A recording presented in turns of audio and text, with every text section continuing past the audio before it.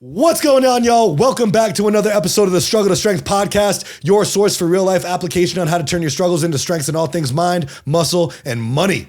I am your host, Josh Levine, and I am joined here by my longtime friend and my co-host, Travis Hatch. And today, we have one of my favorite episodes to date, as we are joined by, first off, 10 out of 10 human being, Archie Messers, aka the feelings guy, to talk about everything from self-care in the age of social media to battling negative self-talk and how to support your people who are struggling in a way that's actually helpful. Y'all, Travis and I both had a lot of light bulbs go off, including some ways that we've been talking negatively to ourselves without even realizing it. And you can probably see that in the video episode. You can see the light bulbs go off. And now we know how to fix that. So y'all are going to learn too. I honestly, I just can't express how valuable this conversation was for us. I know it will be for you guys as well. Before we get into it, we ask that if you love this episode, I know you will, please give us 5 stars on Apple or a follow on Spotify. Share us on your socials. You can find me at Josh Levine Fitness. You can find Travis at Travis Hawks Media. That's it. Y'all, I promise your lives are about to improve in the next 60 minutes with Archie, and you're going to love everything he has to say. So we'll see you inside.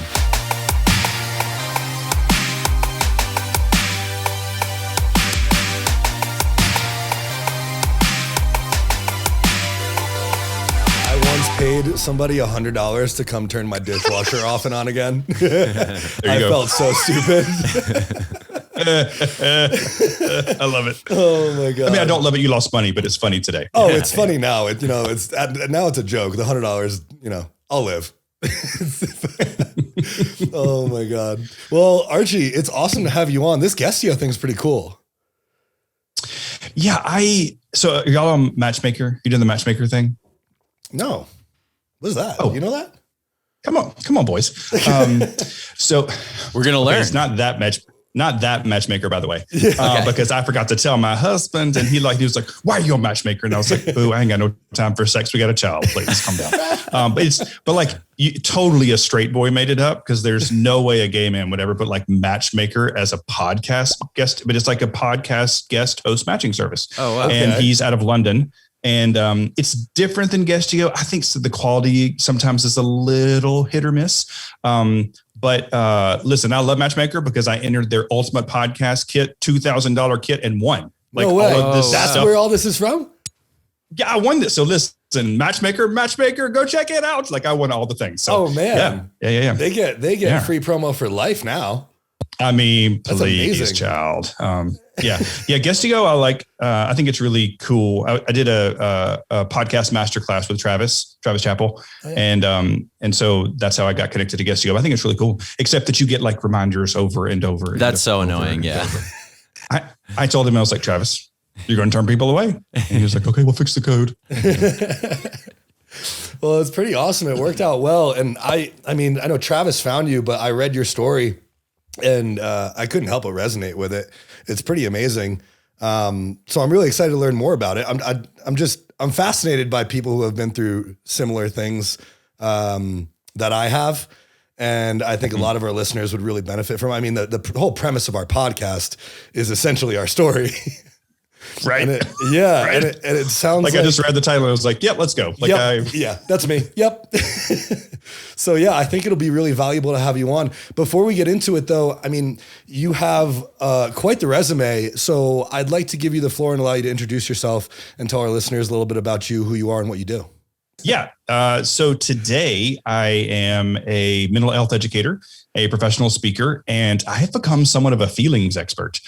So I've doubled down on feelings, which is a very undude like thing to do. Mm-hmm. But it's feelings are my jam, and so I spend most days. Actually, I have a gig tonight at 9 p.m. Eastern time for the West Coast friends. So I talk to this green light over and over and over again to help other people. So that is my jam today. That's awesome. That's so awesome. I love that. How was it weird? I mean, like you said, it's not a very dude-like thing to talk about your feelings. We're supposed to be like, we got to change that though. We have to Let's change that right now. Honestly, like yes. Dudes have feelings too. Dudes need self-care too. It's not just a feminine thing. Come on. When did you start to go down this like hole of talking about feelings, especially as a man? And did you get backlash for it? Like, what was that like? Yeah. Well, I mean, if you haven't figured it out by now, I'm like, gay. So, I mean, I kind of get like you get a pass? I get a pass sometimes. I'm like, I get a pass. So, I mean, the Reader's Digest version of this story is that, so I'm a recovering drug addict. I'm a former IV drug user. And I also am a survivor of attempted suicide. I was in like the, why am I laughing? Oh my God. I guess thinking back, it was just so bad. And so sometimes that's all you can do is just like kind of giggle. But I mean, it was in the worst part of my life. And like, what I found fascinating was that after I managed to like piece some sobriety together, after I like stopped putting a needle in my arm and like, found other ways to deal with the crap. And when I got honest about my mental illness, so I have a mental illness diagnosis. I also hear voices in my head. And today that's just like totally normal. But like once upon a time, I was like, if I tell you I hear voices in my head, you're going to call the aim. And I'm saying like, that's my perception. Well, like after I managed to piece that together and I found a man who like finally would marry me, like me and all my crazy, he managed to marry me. I still wasn't waking up most mornings happy. And I was like, what the fork is going on? And I realized after like a bit of self-rediscovery and therapy that I have this huge personality and I was trying to push it down. And so when I realized like, I'm gonna let my feelings flow, I was like, oh my gosh, I feel better. And then I realized that like paying attention to your feelings makes me feel better. So I was on that journey and then the pandemic happened and I realized that like, so like if I knew you in March, Josh, and I was like, hey Josh, how you doing? You'd be like, what do you mean, how am I doing? So I realized we're asking all the wrong questions. So I started challenging people to say, how are you feeling? And then all the light bulbs went on and I just started digging into feelings. And then I trademarked the feelings guy. And like, now I'm all in. I mean, I bought the t-shirt and the trademark. So we are the feelings guy. That's amazing. I love that. That's a really great way to reframe. And I think little reframes like that from how are you doing to how are you feeling, that makes all the difference. It really does. And as someone who struggled with my mental health and had poor outlets, I also used far too much. And I actually have a question for you about that I'm very curious to hear your answer to. But first, I used to think of when I was going through it, my one of my hardest times, which my hardest time, I also actually tend to laugh about in a weird way. So I find it interesting that you do too. I know. I was like, why am I laughing right now? Like, dear God. I remember I was talking to my therapist about it and we I kind of started to chuckle and she was like, okay, we got to talk about this. Like the fact that you're laughing about it means that this is bad. Like we got to dig deep. So, okay. I feel better about myself. Oh my God. No, I do the same thing. And it turns out that was one of the most formidable times of my life. I've buried it for so long. So we're working through it now. Yeah. And some of the other things that I've struggled through, what I found was the little reframe that I used was, I kept saying like, yeah, it could be worse. It could be worse, which I thought was, I thought it was a positive thing. Inherently, it ended up being kind of a negative thing to say. Cause like, yeah, it could be worse, but like, it could be worse, dude. And so after it got worse, like, 4 or 5 times over. And I was like, Jesus Christ, like, when's it going to get better? And I was like, oh my God, it will get better. Like, it's going to get better. And so instead of, I went from it could be worse to it will get better. I like the reframe of how are you doing? How are you feeling? What other like reframes do you think people need to work on? Yeah. So almost I'm a day 2 and both of these are sort of, recent evolutions. And when I say recent, I mean, like in the past, I guess like 7 months. In October, I took this media mastermind class with Super Connector Media in New York City. It was one of those Instagram things. And I was like, oh, okay, $55. Like, you know what, whatever. Okay. Mind blowing in the way that I could show up in different spaces. And so 2 things. One of them, I feel like as humans, I know I do. I say like, I am just a college speaker, or I'm just a high school speaker, or I just have a podcast that like a few people listen to. No, boo. No. Like I have removed the word just from my vocabulary because when you say just, you are literally limiting yourself. Mm-hmm. You are putting yourself in your own box. So that's number one. And number two, so a lot of addicts, if there's an addict or alcoholic listening of any kind, we tend to be self-saboteurs. That is a thing that we tend to have in our brain. And so when things start getting good, then I kind of like backpedal because I'm like, well, okay, I got this. Like I have a podcast launching in 2 days. And so on Wednesday, I'll be like, well, I did it. Okay, let's not push any harder because then it could get bad. So instead, what I say was, how much better can it get? Like, how much better can this actually get? Instead of like backing off, like if I'm already experiencing joy and happiness and love, how much better can it get? And that reframe in my brain, those two things have helped me a poop ton. What is this rated? X, like triple X. NC-17. Yeah. Oh, yes. Yeah. All right. Let me go back. I mean, it has helped me a shit ton. So yeah.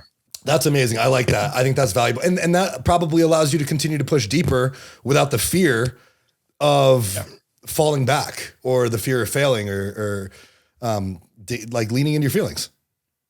Yeah. Yeah. And you know, let's talk about that for a second because, so we as human beings, we assign meaning to our feelings. And this was all news to me. So, have you ever been blessed to have a surprise birthday party? Anybody care about you ever enough to throw a surprise birthday party? Oh my God, that's my favorite. Okay, great. Okay. Yeah. If you were like, no, I'd be like, well, sucks to be you. Okay. Well, if you have had one, awesome. You had a party. Okay. So when you first walk in and people yell, surprise, like there's actually a feeling of fear inside. Like you have this little thing that starts going, like you're like, what the fuck is going on? Okay. The internal mechanisms that cause that fear is the exact same one that causes fear. I mean, probably not for you because you're huge, but like for me, when I'm taking the trash out and I hear a squirrel, I'm like, like that's the same spot. So like fear is fear, but I assign meaning to it. So when like fear of failure, like what is that? Like, it's just this thing. And so I choose to like, no, this is a cute fear. Okay. I'm going to be okay with this because I tried. So when I learned that like we as human beings mentally assign meaning to feelings, changed my life. I like that. So then what other, like, what are some ways that people can identify the meaning that they're assigning to their feelings, whether it's fear or happiness or love or hatred? How do we read that in ourselves? Yep. I mean, just so like fear and emotion it's just your body's natural response. Like your body does things naturally, right? So when you are sad and depending on the point of sadness, like your body will start crying. Like our bodies are like incredible machines, not to downplay the body, but like it's incredible the way that it works.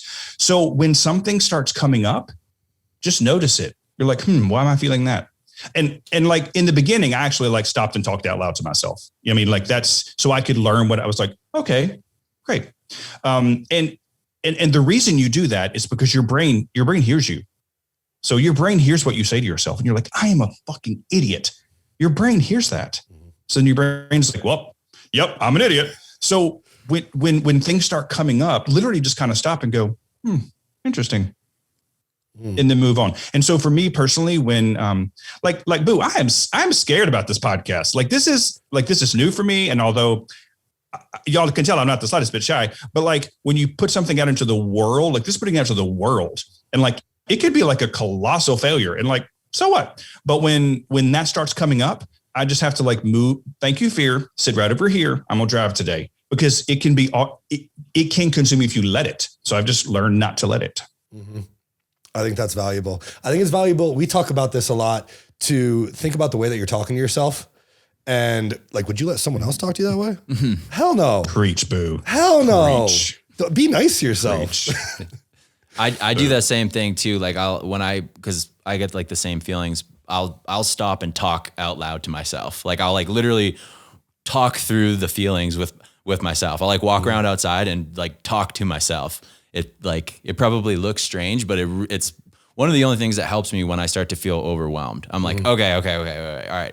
Put everything down. Yeah. I gotta I'll just talk to myself about it. I need to go away too. Like, like way out into the woods, or like I have to be alone, like in a shower. I'll talk to myself because I can't have any distractions and I don't want to look like a freaking psychopath just like talking to myself in the grocery store.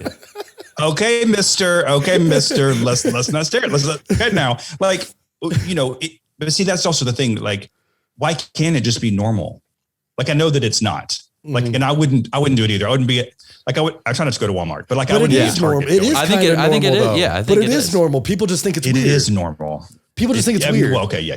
Yeah. No, go ahead. No, you can. I was just going to say, you mentioned, like the voices in your head earlier. Dude, I thought I was crazy for the longest time because I had voices in my head. And then Travis told me that everyone does. And Travis changed my life. Travis, did you get that from the MDiv? Like, how do you know this information? Do you have a degree? I was like, I'm just okay. I guess everyone does. Cool. No, we all do. Yeah, everyone has their inner voice, but there's obviously different degrees of it. Yeah. Mm-hmm. So some of us have a couple of voices up there, just a couple, but we all do. Yeah, for sure. It's not just when we're like having feelings, but like, listen, friends, when I was in second grade, I did not go to show and tell and be like, I'm going to be an entrepreneur. Like, that is not what I said. I had no desire to do it. This was not my career path, but here we are. So I didn't know what I was doing. So I hired a business coach because I was like, I need help. And after like 2 or 3 meetings, this person says to me, you really negative self-talk a lot. And I was like, bitch, please. I'm a mental health speaker. What are you talking about? I do not negative self-talk. And he was like, okay. And so then he goes, I've counted. You have said numerous times in our past couple conversations, man, I'm drowning at work. And he was like, and unless I misunderstand, you do not work in a swimming pool. And I was like, okay, thank you. But like, then I hear it. Or I'll say things like, I don't have time for this today. Well, I got the same 24 hours that I did yesterday. So I am choosing to spend time with my husband and child. But if like all the people that are like, I'm so exhausted. Yes, you are. Because you're telling your brain over and over and over again that you are. So like when I like tuned into that, damn, y'all, life was different. This is so like, huge what you're talking about right now. Yeah. I've said all of those things so many times and I've never thought them as negative. Yeah. Well, yes. it seems like there's like varying degrees, right? It's like you say, I'm a complete piece of shit loser. Like that's one layer of self-talk. And once you start learning to not do that, you realize there's a whole other layer of negative self-talk where there are, people who really master this stuff. Like they're just like pushing on like power because they're like completely beyond that. And I think that's what I'm just realizing as you're saying that. I'm like, damn, dude, like, because I've definitely gotten past a lot of I still have a huge problem with negatives. I'm like probably my biggest critic most of the time. Yeah. And I have a huge problem with that. And I've definitely gotten past a lot of it, but now I'm just realizing like how much I still do. It's just a different level of it, a different type. Yep. And so the cool thing is, you will hear yourself now. You will, when you say it, you'll hear yourself. And also be gentle. It's kind of like good butt sex. Like you can't just be like, oh, so like you have to be gentle. Okay. So when you hear yourself say it, then you're like, okay. And then just reframe it because it is societal learned behavior. Yeah. I mean, we heard this in college, like we've all heard it.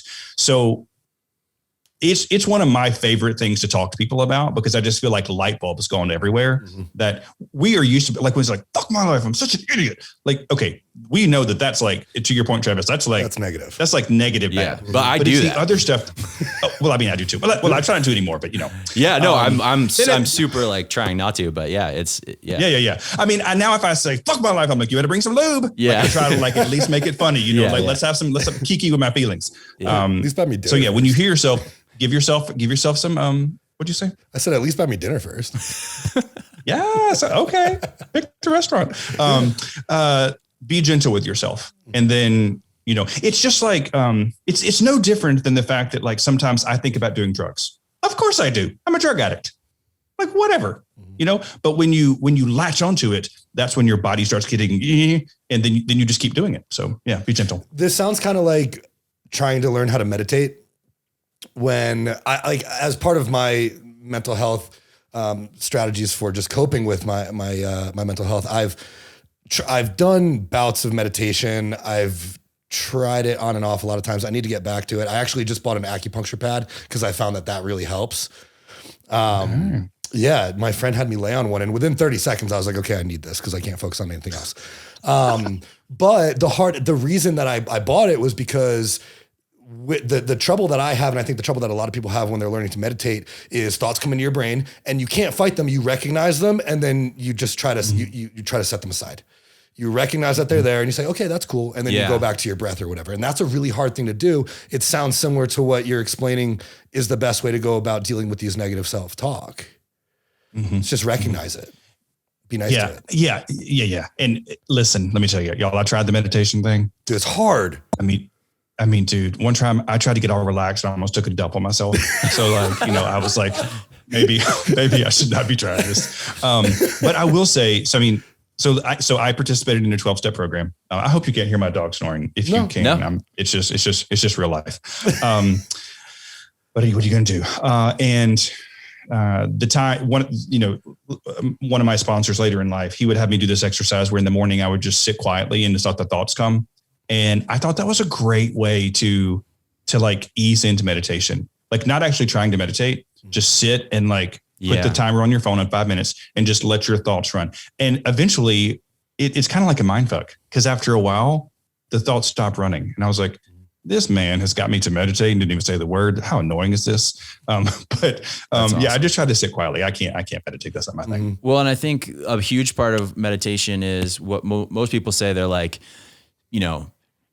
like what you're saying. So you sit there until you don't have thoughts, right? But then inherently, when you're thinking of it in that way, you start beating yourself up that you're having thoughts and you're trying to fight them. And that's not. Yeah, you're supposed to just like let them move through. And that was like an interesting, like that's what I realized that kind of like shift when I tried meditating was huge. It's like, no, just the first 50 times you meditate, just have the thoughts. It's probably going to be noisy every single time. And then eventually it'll like calm down. I'm interested to learn a little bit more about that. Like what are negative self-talk? Like what are different types of negative self-talk that you find people do? And what are good coping mechanisms or ways to get better? Yep. So for those of us that are in relationships or even just y'all two, like you hear each other's speech. So when I began to work on this, I told my husband and I asked him lovingly, because I don't hear what I say. Like I say it so much that like it's like when you're trying to become a professional speaker and you don't realize how much you say like or or fuck those things. Yeah. Well, well, see, now I try to say fork when I'm speaking to the children. I'm like, I say fork. That's better. It's like, I don't even realize I say it. Well, I didn't either until somebody was like, can you not say that anymore? And I was like, oh shit. Okay. I'm gonna try. And then one time they wrote into a contract. They were like, no foul language. And I was like, what is foul? Yeah. Like, I want to make sure I get paid. Are we PG? So, yep. Gonna go. So, see, I said, asking someone that you're around all the time to point out, like, what are the things that you say, but also when I was really beginning to focus on it so I do a morning intention. I do kind of set my mindset for the day. And not like, here are my tasks, but like, how do I want to show up today? Like, I want to show up vulnerably. I want to show up authentically. I want to make time for people. So if someone needs me, then the email is going to wait. So I think through that. But then I also say to myself, Archie, we're going to work on your negative self-talk today. So I tell myself that. So when I do hear it, then I can just reframe it. I also, for me, I started keeping a list, because sometimes I'm also not like in school, if you just like talked at me, that's cute. I'm not gonna remember it. I had to kind of be doing something. Mm-hmm. So in my notes section on my Mac, I have a little negative self-talk. And so when I have a new one, I write it down. I'm like, oh, we're not going to say that one again. So I chose to be very proactive about it, because I found that it's exhausting. And when you're in the mental health space, I consider myself a helper, because I don't have a therapy degree and I'm not going back to school. I got my 2 degrees and I am done. But like, it's exhausting to live in negativity. And we're our own worst enemy. I mean, all 3 of us said this, our brains, when rehab, they said, don't go into your brain alone. It's a scary place. And I was like, ooh, child. I need that on a t-shirt. Until you know how to fight. So yeah, those are some of the things that I do. Okay. I like that. Now, when you set your morning intentions, do you think them to yourself? Do you write them down? Do you say them out loud? How do you do that? All the above. Yeah. In a perfect world, and it kind of depends on what time the child wakes up, because I got married to someone who doesn't enjoy the mornings. So, and I'm a morning person, so I'm okay like taking the morning shift. In a perfect world, I would have time to like sit and write my gratitude list down. That's something that I carried over from getting sober, was like writing down gratitude and then really just kind of like closing my eyes and like thinking about like how I want to show up for the day. And that's how I like to begin my day, but that doesn't always happen. So sometimes I'm like making a waffle and making blah, blah, blah, blah, blah. And I'm like practicing gratitude out loud. So what I kind of like about that though, is that my 2.5-year-old, by the time, well, he's already fully speaking, but, like, he's like, Papa, what doing? Papa, what doing? And I'm like, I'm practicing gratitude, Kate, and I'm grateful for you. Oh, I love you, Papa. Oh. So, I mean, it's, I'm glad that he's kind of getting basked in this like, normalization of reflecting on things you're grateful for, even from like the earliest age. Yeah. You're kind of killing two birds with one stone there. Like, you're doing your own gratitude, but you're also passing this, like great positive habit onto him early. Yeah. So yeah, that's awesome. Yeah. Now, the other thing that I encourage people to do is at the end of the day, like I get people who are like, I'm not a journaler. Guys, if you saw my handwriting, you would know why. I did not in Alabama, I did not really excel in the handwriting category. But like literally it has been, and if people are listening, they're like, I need some data. Okay. It's all there. Reflecting on gratitude at the end of the day has been proven so many times to not only help you as a person, but it helps you in business, in life. I mean, listen to any CEO of any major company, any lawyer, anybody that's made it in quotation marks, they focus on gratitude. The other thing it does is when you get your little notebook, you write down like 3 to 5 things. Someone suggested is writing down 2 things that I love about myself. That one is sometimes more hard, if I'm going to be really honest, but I do it. When I go to sleep, the last thing I've done is practice gratitude and talk about things that I love about myself. So that's what my brain is thinking about as I fall asleep, not the things on Twitter and not the things it's thinking about that. And that is, that's also been really cool. And I sleep more restfully. Mm-hmm. That's powerful. Now, and you said you don't write those down. You just kind of think them to yourself or talk to yourself. No. At night I do. Oh, you do write them down. I can't read it. I think. Whatever. I mean, I think that when I either write down mental health notes or if I'm practicing some sort of gratitude, sometimes putting it in my phone versus writing it down on paper, it's not the same at all to me. No. And I also have terrible handwriting, and I hate writing on paper. Like I loathe it entirely, and I can barely read what I'm writing anyway after. But I think that's a lot more powerful to either write it down on paper or to say it to yourself in the mirror. Yeah. Oh, yes. I like that one. That one's hard though. You got to look at yourself in the eyes and talk to yourself out loud in the mirror. That's really hard. Chow, you were hot. Look at yourself in the mirror and talk to you. Calm yourself down. Calm down. Hey, body dysmorphia is real. Okay. It is a thing. It is. Yeah, it's tough. So you have your husband, you have your child.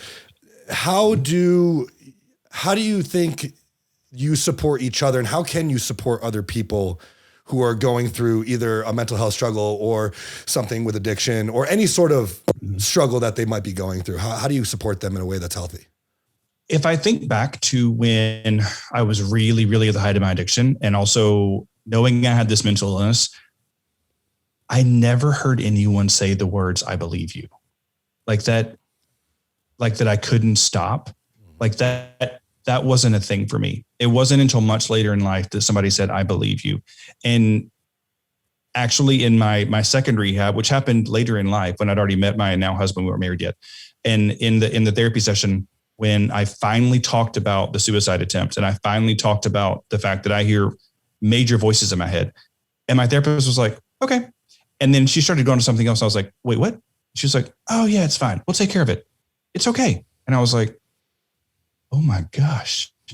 Like I've been waiting on this moment, like my whole life, for somebody just to like Like it wasn't like I said this like big secret. Now, like clearly we unpacked it and we talked about like, why haven't you talked about the suicide attempt? And I'm like, because I don't want anybody to know. I was ashamed of it.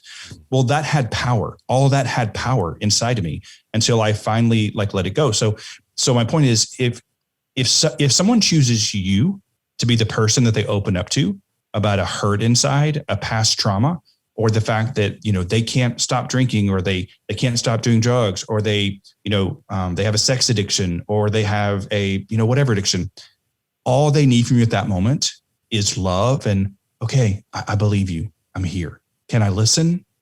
Like that's what they need to hear. I feel like that if we would say, I believe you and can I listen more in life, people I think would probably talk more. But what happens is we make it about us because we get uncomfortable. I mean, dude, I got plenty of war stories to tell, but when people call me about their addiction, I say, man, listen, I've been right there. I know how you feel. Let's get you some help. Can I listen? Like I just quickly turn it back to them. So I empathize. They know that I care. And I listen. So if people are hurting and they choose you, see that as like an amazing gift that they are taking this like vulnerable step. Don't make it about you. Don't share your opinion. Just listen and believe them. That's powerful.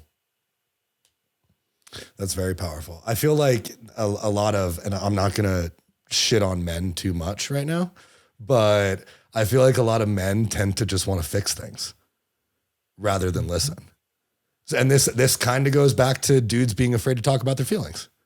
Oh yeah, me 100%. It's so hard for me to listen to a problem without offering a solution. Because even if I don't say something or do something, that's all that's like running through my head is like, it's an automatic response is like 100%. Like I have to like fix something that's wrong. And I know that sometimes that's not what you need to do. Yeah. But your girlfriend just wants hard. you to hear, like, listen and say that sucks. Yeah. Sometimes. Yes, friends. Yeah. Stephen Covey has a great quote that he says that most people listen to respond, not to understand. Mm-hmm. And I think that is so true. And so I challenge all of us that when someone's talking to us, don't have your mouth begin to form the shape of your first word until they're done. Like just listen. And just like to your point, your girlfriend, I don't know what that's like, but like to your girlfriend, be like, babe, I'm here. And then just sit there. We don't have to fix everything because a lot of times we can't. And actually the fixing, I had a counselor in rehab say that the reason you never share your opinion with someone is because your opinion could kill somebody. And I didn't get that until much later in recovery when it made sense that like, if someone is hurting in massive ways and Travis is like, oh yeah. And then like, I did blah, blah, blah, blah, blah, blah, blah. And they're like, oh yeah. And so they go and try it and it doesn't work for them. They're not as put together as Travis is. Then they're like, well, but what Travis didn't know was that they have tried everything else. And that was their last resort. And then your opinion was the thing that was like, I can't do this anymore. And I don't think we really realize how powerful our words are, even when we're trying to help. So sometimes it's better just to listen. The way you're talking is very coach-like. Right. Because as a coach myself, like, no, you're right. You have to meet people where they're at. And in the fitness space, people have been trying to lose weight all sorts of different ways for decades and nothing's ever worked. And if they just listen to another person or another fad diet, the same thing's going to happen. And they're going to say, okay, this isn't for me. I was born fat. I have a slow metabolism, this and that. We just have to meet people where they're at. And yeah, if you don't have an opinion, or if you don't have an actual solution for them, if you're not qualified, then yeah, maybe you just need to listen and just listen, help them find someone. Maybe? Sometimes maybe that is the fixing though. Is just listening. Yeah. I think sometimes, some people there's certain things you just need to like say or get off your chest. It might be the fixing. And like by you trying to actively fix it, you might be making it worse, getting in the way of the fixing that they need. So then what do you do? Like, what questions do you ask people who are struggling, who come to you and they open up and they're expressing things? Obviously you listen, but how do you talk to people that way when they're ready to? Yeah. So, So, I mean, again, I'm not a therapist. And so I don't try to counsel people on that way. Usually I'm the in-between point for people. I'm the person that they heard speak and they heard be very vulnerable. And for a lot of college or high school students, they're like, wow, this guy is gay and like so normal. Like, what's going on? Like, he has a husband and a child. Like, what is happening? So I'm like this real person to them. And so that's why they reach out. And I'm honored. I'm honored that they reach out to me. In those situations, I'm the middleman. I'm the one asking questions about, so tell me how you feel. Like, tell me what's going on. Tell me what you've been thinking. And then depending on their answers, I know how quickly I've got to get them some help. There was a student that called me once on the West Coast, and man, like if you talk about suicidal ideation, I mean, I was like, okay, we're gonna call blah blah blah right now, because I'm not playing around with somebody's mental health. Like I'm just not. So and I am trained in suicide prevention, and I have a mental health first aid certification. So I know enough to be dangerous to, no pun intended, to like get them the help they need. But for somebody that's just like listening and like, well, I don't have a suicide prevention certificate. What do I do? Just ask questions. Well, what does that feel like? Well, what have you been thinking? What have you been doing? I made up this quote this morning that I forgot, but anyway, something about like, I don't remember. Check it out on Instagram. It'll be there in a few days. But like, if we're wallowing in self-pity, and we do, and sometimes it's okay to be like, hey, Josh, listen, I love you, bro. Do you just want to wallow for a day? Is that what is, what do you want from me? Do you want me to give you my honest opinion? Do you want me to listen? Or do you want me to just be like, there? And listen, if you tell me, I just want you to be there. Great. Let's go. Yes, Josh, that is horrible. Yes, honey. Yes. I mean, I'll give you that if that's what you need one time, but then it's not going to keep going. So I do that a lot too. Like, what do you need from me? What do you want from me? And then let them decide. Because sometimes we just need to watch Grey's Anatomy, eat chocolate ice cream, and cry. Okay. Like sometimes we just need that. Yeah. So I feel like these are valuable tools for relationships in general. Like you don't say. Yeah, I'm like, you don't say. A lot of people probably aren't good at this, myself, but I feel like these are valuable.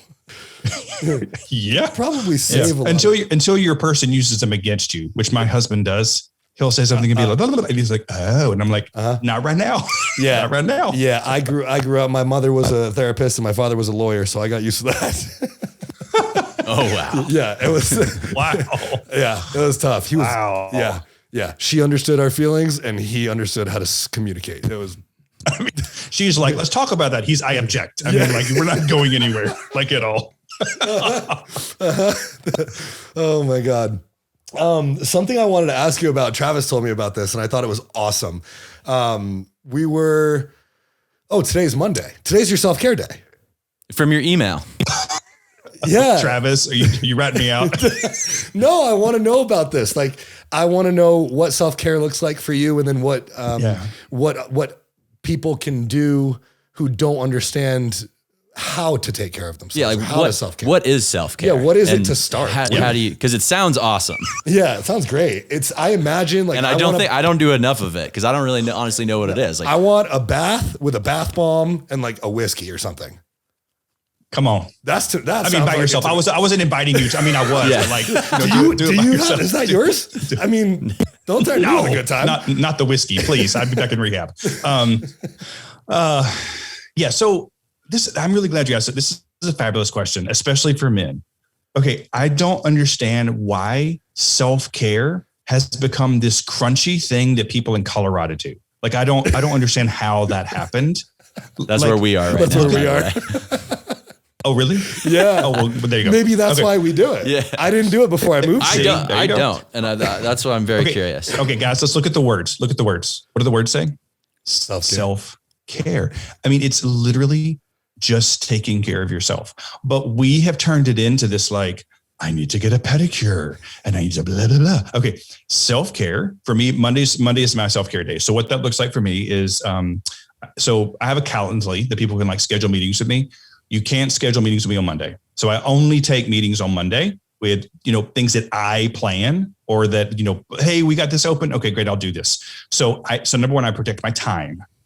That allows my brain to stop being like, people all needing all those things. I generally don't bathe on Mondays. I bathed for you. I actually took a bath today. I have my Breathe Right strip on all day long. Listen, Breathe Right strips are where it's at. I wear it all day long. Now, that in and of itself is not self-care, but it's just like, I'm just going to be me today, like not washing the balls. I'm not doing anything. Like, I'm just like being myself today. Also, self-care is literally just drinking water. We as humans don't consume enough. So it's very simple things.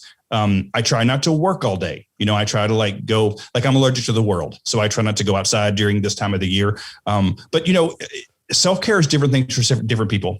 I've never met a nap I did not like. Never. So sometimes I just take a nap.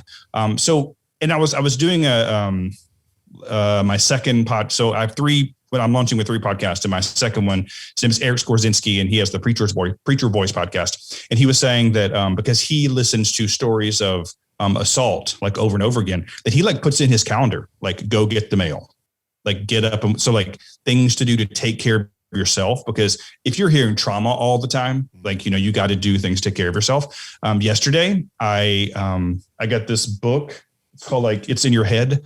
Apparently it's written by some rapper that I've never heard of, because I'm not really do rap. What's the name? But I'll tell you in a minute. Yeah, no worries. It's a yellow book.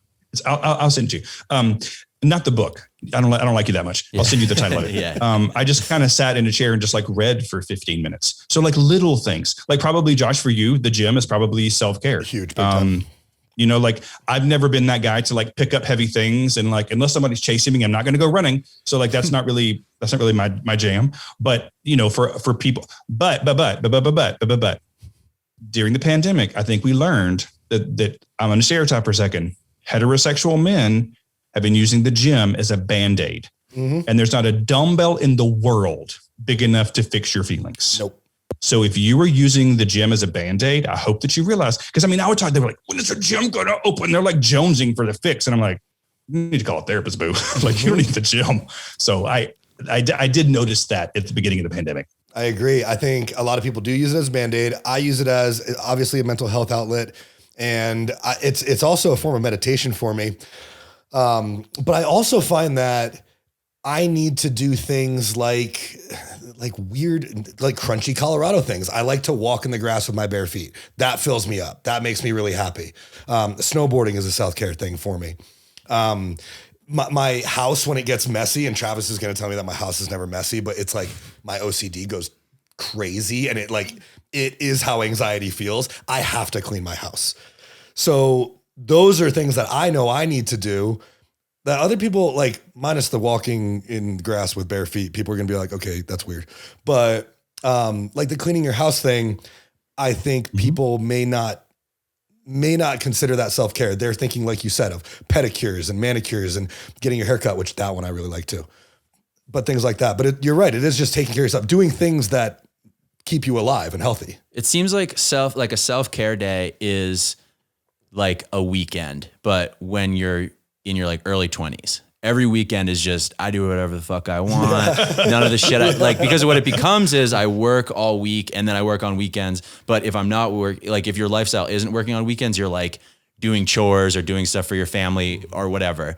But a self-care day is instead of just kind of your to-do list taking over your life, and maybe you're not working, but you are working. You're fuck it. It's you have one weekend day where you're just I'm going to maybe I just want to sleep and read books all day. And that's what I'm going to do.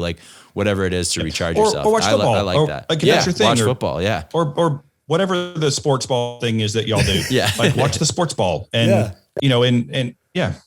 I like that. Or just do nothing. I like doing nothing sometimes, which is hard. Who does that? Who really does that? I don't know. It's really hard, but I force myself to do it sometimes because I'm just always doing something. After we snowboarded yesterday, I watched The Lord of the Rings, the 3rd movie with Jordan, which is a 4-hour movie. Yeah, that's a long time. I was dude, I haven't watched a movie. I just laid down and watched that. It was glorious. With the Breathe Right strip on? No, but I do wear that when I'm sleeping. People underestimate breathe right strips. Yeah. It's dude, it changed my life because I'm I can't breathe at night. Yeah, me either. And how good I felt in the morning after being able to breathe through my nose is life changing. So good. Breathe right strips, and in Colorado, a humidifier. Travis turned me on to this. room at like 40 to 50% humidity, breathe right strip. I'm sleeping like a baby. Talk dirty to me. Yes. That is what I'm talking about. Yeah, it is amazing. Oh my God, I love that. What else do you think people tend to struggle with as far and like you said, we're not going to stereotype, but I think heterosexual men tend to struggle with this a lot more often. What are some things that you think oftentimes people struggle with that they would benefit from either focusing on or working on or learning to listen to in their bodies? So I think that all of us men, I think we all have a real personality and a real way we show up. And then I think that we probably have all chosen to tweak that a little bit for what we think society wants. And you know what that thing is that you want to do, or like, I mean, I'm a stereotype again, but like you're at the mall and you see this like bright floral shirt and you're like, yes, you're like, oh, I can't wear that. But like, that would make you happy. But like, we've turned that, like, I'm going to do this thing.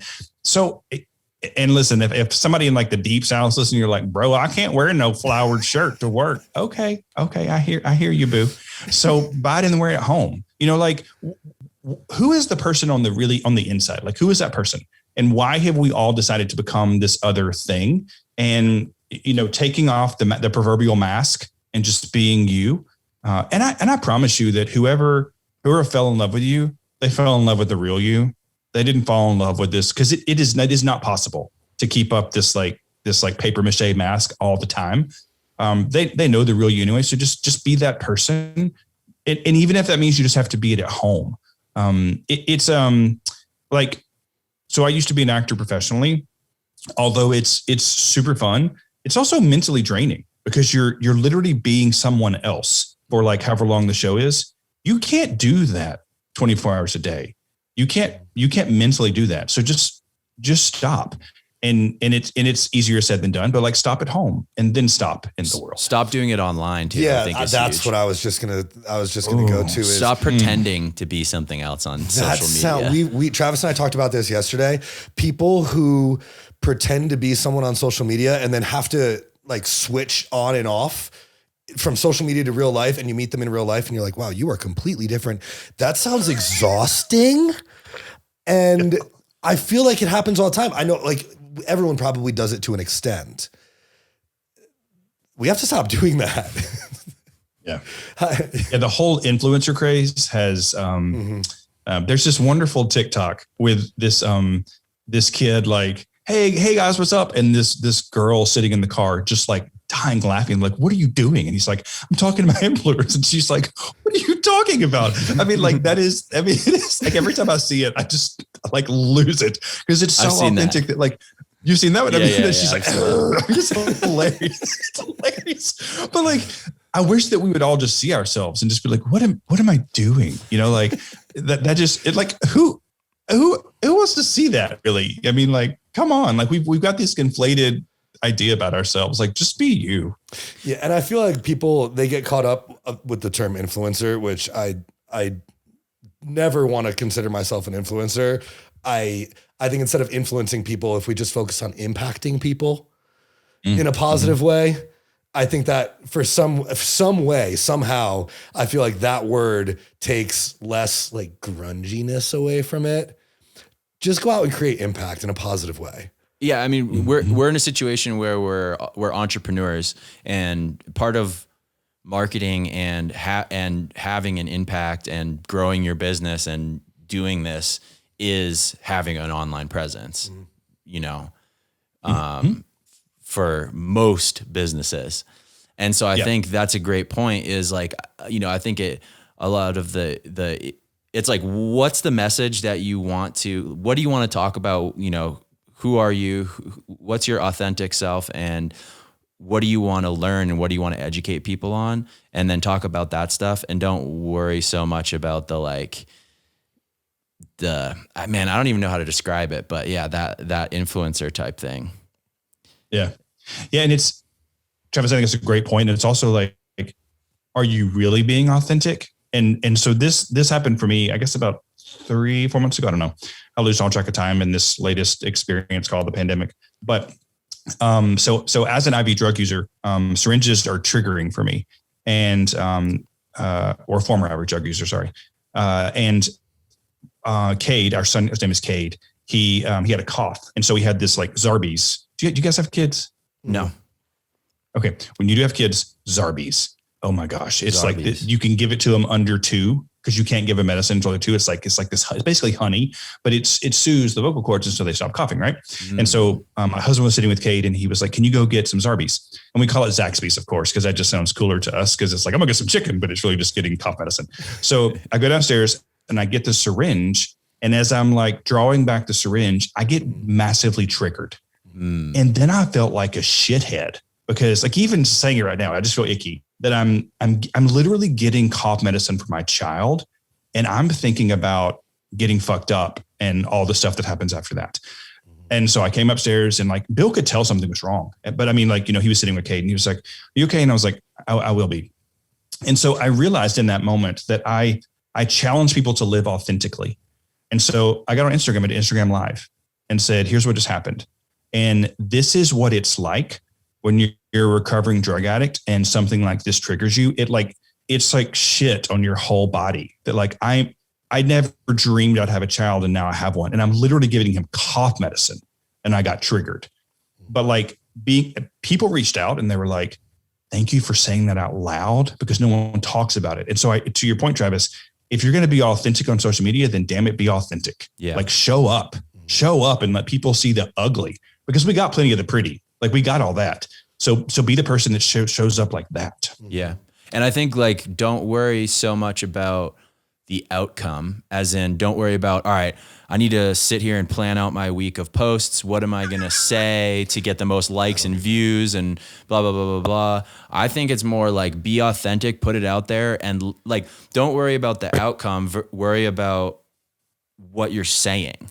Like, put it out there and let it fall the way it's going to. Like, maybe the people that are following you right now, you're going to put your content out there and they're not going to like it, and people are going to unfollow you, but you're going to get the new, like, be yourself and let your audience build around that. Don't try to like cater to what you think different people want. And that's scary though. Yeah. That's hard. That's scary to do in the internet, where the entire world, like you said, you're creating this podcast, you're launching it, like the whole world could know this. And to be that authentic, especially, I feel like I struggle with this sometimes, identifying authentic feelings for yourself and then having the confidence to then share them with the world can be challenging. But like Travis said, just put things out authentically. And if you impact one person, you've done your job. Absolutely. That's really all it comes down to. So Archie, and you do this and you speak to children, right? You speak at schools and events and things like that. So you're still on a stage.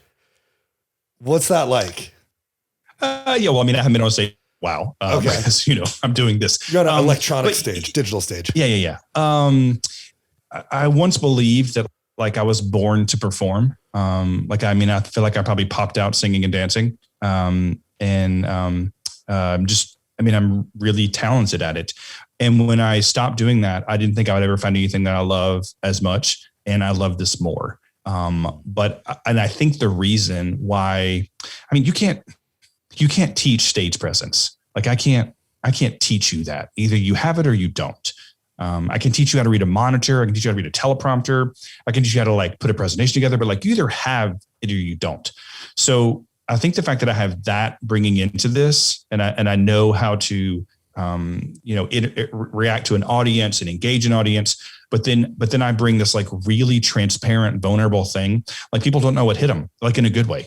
And I'm really blessed that over the past 5 months, the business has started growing to the corporate space, which is my goal, to grow into like the corporate space and the public space and do conventions and conferences and things. When I did my first one, I was a little nervous. I was like, is this message going to translate? And they were like, hire this guy. And I was like, yes. So it's even cooler to know that what I do for like an hour and a half can really change someone's life. And I have seen that to be true. And I love it. I can definitely say that it comes off perfectly. your presentation, just your energy, the vibe that you bring, and then that vulnerability is, it's hard not to let your guard down when talking to you. And I think that more people need to hear you. I think 100%. What you're doing is really, really cool. And I'm glad that we had the opportunity to have you on. This is going to be one of my favorite episodes. Like, I actually kind of forgot we were doing a podcast. Yeah, right. Yeah, no, that's the best part. That's the best part. We get to connect with really cool people and just shoot shit for an hour. And it's impactful for us. And I know it's impactful for everyone who gets to listen. But that's when you know it's fun, when it's like an interview that's kind of more of a conversation when you're looking for a job. Yeah. It's so much more fun that way. So it has just been awesome. I think you're a fantastic human being.